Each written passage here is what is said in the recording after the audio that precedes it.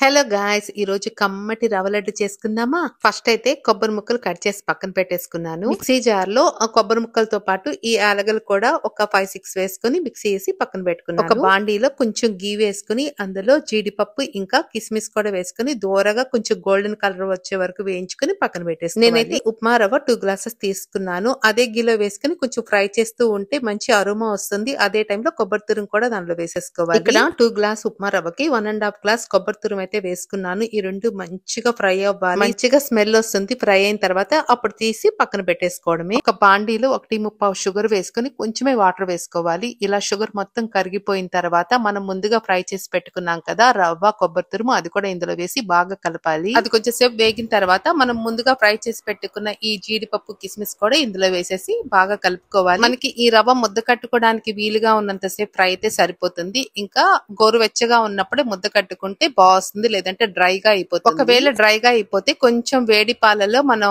తడుపుకుంటూ కూడా ముద్ద చేసుకోవచ్చు. ఇంకా ఎంత టేస్టీగా ఉన్నాయంటే చాలా సాఫ్ట్ గా జ్యూసీగా ఉండే రవ్వ లడ్డు తయారైపోయింది. ఈ రెసిపీ మీకు నచ్చితే లైక్ షేర్ చేసి సబ్స్క్రైబ్ చేసుకోండి. Bye bye.